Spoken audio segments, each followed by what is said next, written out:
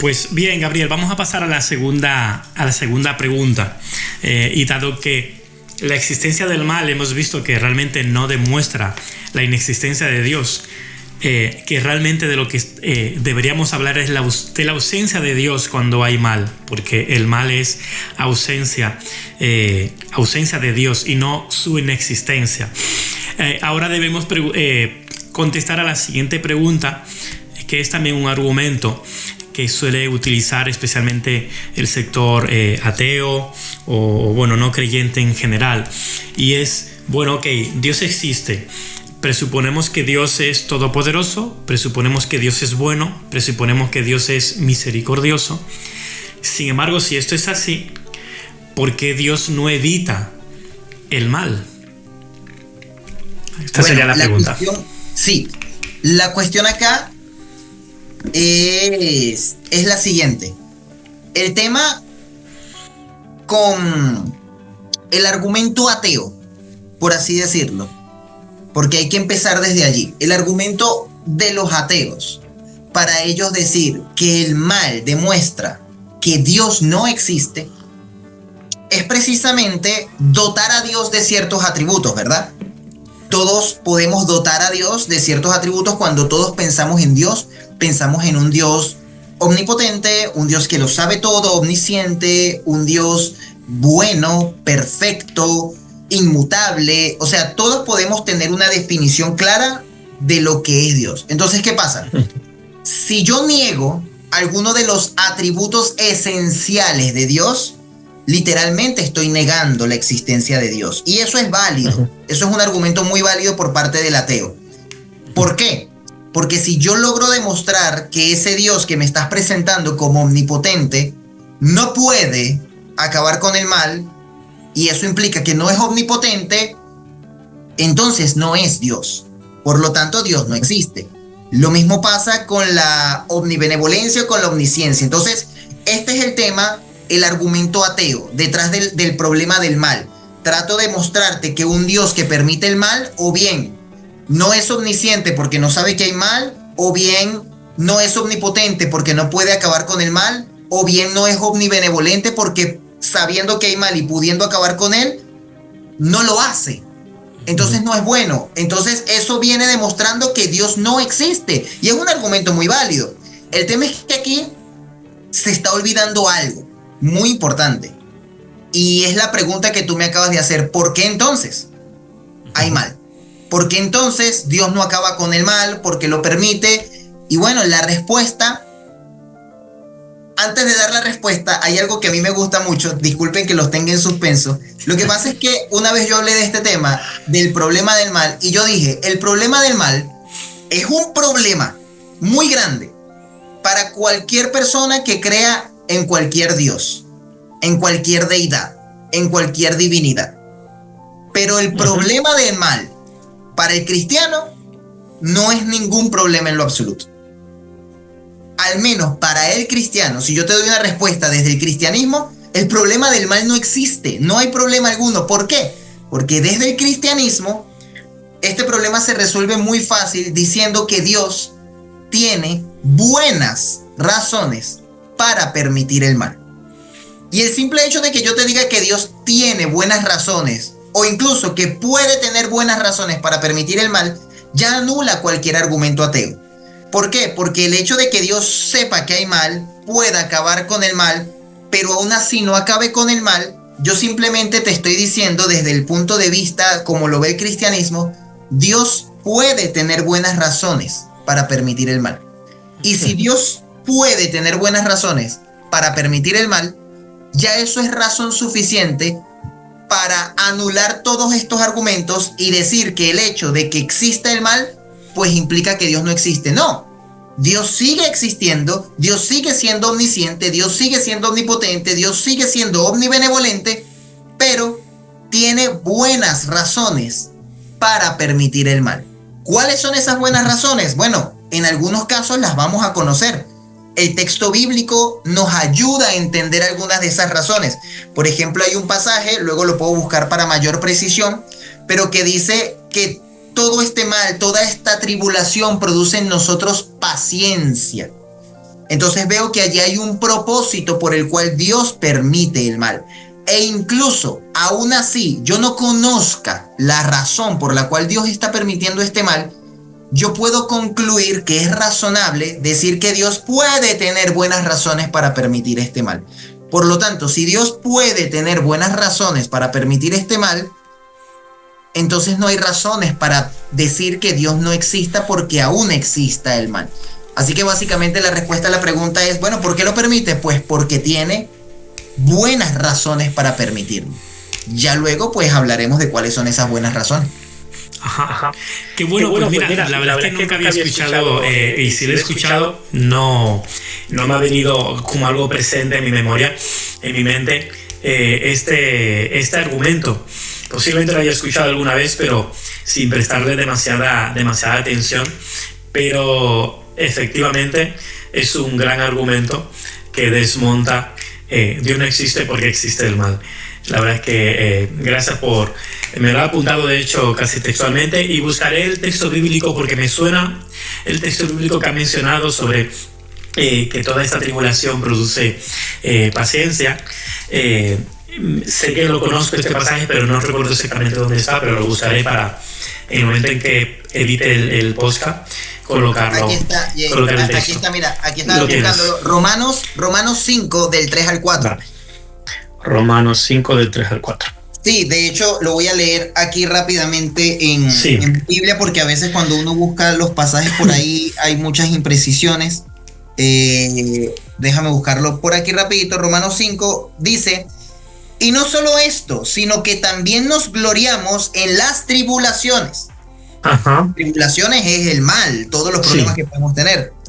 Sabiendo que la tribulación produce paciencia, y la paciencia prueba, y la prueba esperanza, y la esperanza no avergüenza, porque el amor de Dios ha sido derramado en nuestros corazones por el Espíritu Santo que nos fue dado. Ahí tengo una buena razón por la cual Dios permite el mal. Y esto es solo un texto de los muchos que te puedo citar, donde Dios me da razones por las cuales estoy permitiendo el mal. Y si me permites, uno de los que también me gusta mucho es Primera de Pedro, del 6 al 7. Primera de Pedro 1. Primera epístola del apóstol Pedro, capítulo 1, versos del 6 al 7. Mira lo que dice esto. Por aquí lo tengo. Ajá. En lo cual vosotros os alegráis, aunque ahora por un poco de tiempo, si es necesario, tengáis que ser afligidos en diversas pruebas, para que sometida, fíjate que aquí me da la razón por la cual me permite el mal, para que sometida a prueba vuestra fe, mucho más preciosa que el oro, el cual aunque perecedero se prueba con fuego, sea hallada en alabanza, gloria y honra cuando sea manifestado Jesucristo. Entonces, una de las razones por la que Él está permitiendo el mal es porque quiere que mi fe, la cual es más preciosa que el oro, sea hallada en alabanza, en gloria, cuando sea manifestado Jesucristo. Entonces aquí yo estoy viendo que tal parece que este Dios omnibenevolente, omnipotente y omnisciente que está permitiendo el mal, oye, al menos, por eso es que lo digo, para el cristiano no hay ningún problema. Porque el texto bíblico que yo voy a creer que es inspirado por el Espíritu Santo, ese Dios me está diciendo, permito el mal por esta razón.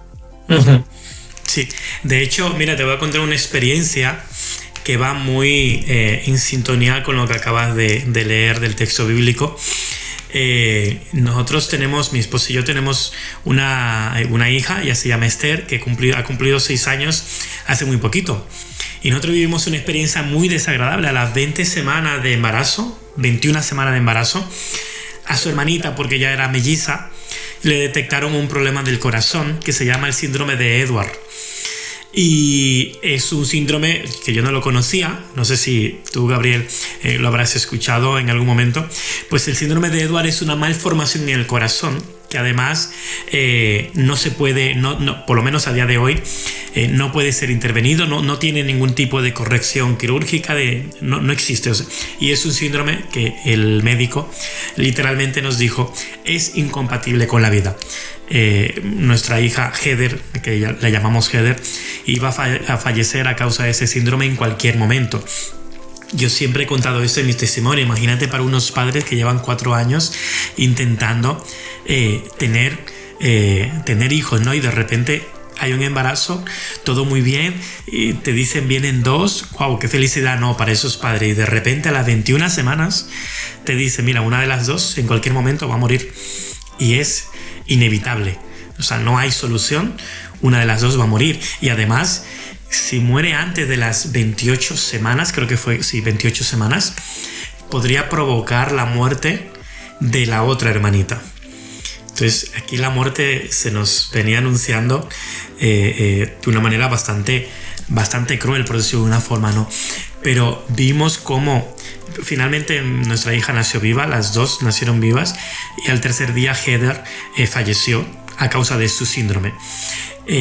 Pudimos abrazarla, pudimos estar con ella esos 3 días que fueron súper intensos, pero fueron maravillosos, donde vimos que Dios estaba con nosotros, nos fortalecía, y el testimonio que nosotros pudimos dar de nuestra fe, que como bien dice ese texto, es más preciada que el oro. El testimonio que mi esposa y yo pudimos dar de fe, de confianza en Dios, de consuelo. Recuerdo que cuando en el momento en que falleció, tuvimos unos momentos a solas, unos 15-20 minutos, y luego vinieron los médicos, forenses, etc. Y recuerdo que ellos estaban destrozados por la situación, y nosotros los estábamos animando, y una de las médicos me mira y me dice, pero llorando, porque le habían tomado un cariño a Heather, a esa bebé, que me miraba llorando, me decía, Edwin, pero ¿cómo es posible que vosotros en esta situación, en vez de nosotros estar animándoos a vosotros, sois vosotros como padres que acabáis de perder a una de vuestras bebés, sois vosotros los que nos estáis animando a nosotros?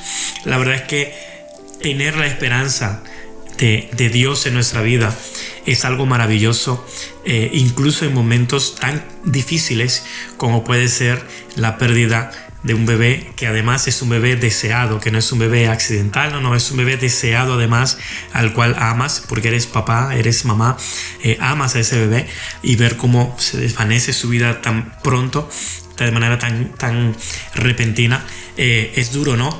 Pero nuestra fe más preciado que el oro refinado, y pudimos ver en ese tiempo cómo Dios nos fortalecía y llenaba nuestro corazón, y podíamos nosotros en medio de esa situación animar a otros que estaban hundidos por una pena muy profunda de ver cómo nuestra bebé fallecía. Por lo tanto, para nosotros realmente el mal, como bien has dicho, no es un problema, y no quiere decir que no echemos de menos a nuestra bebé. Nos hubiese gustado estar con nuestra bebé y verla crecer. Hace una semana apenas cumplió año su hermana Esther, y siempre que cumple años nos recordamos a su hermana Heather, y a veces pensamos, si estuviera aquí, claro, la echamos de menos, por supuesto. Pero Dios nos ha fortalecido y ha permitido que a través de ese testimonio de fe otras personas fueran fortalecidas y animadas también. Así que gracias, Gabriel. No sé si tienes algo que decir para finalizar este capítulo, esta pregunta. Bueno, me impresiona mucho tu testimonio y te admiro mucho también por eso. Y tengo entendido, ¿no? Estamos haciendo una serie de videos para la audiencia acerca del problema del mal. Y yo no sé, yo creo que lo podemos tocar al final, perdón. Sí. Pero, ¿cuánto tiempo llevas tú de ser cristiano, Edu? Yo recibí a Cristo en mi corazón cuando tenía 15 años. Y luego pasé ahora tengo 41. O sea, imagínate, estamos hablando de 26 años, hace 26 años. Bueno, esto le sorprende mucho a las personas, pero yo soy cristiano desde hace solo 4 años. Ajá. 4 años y un poquito más. Ajá.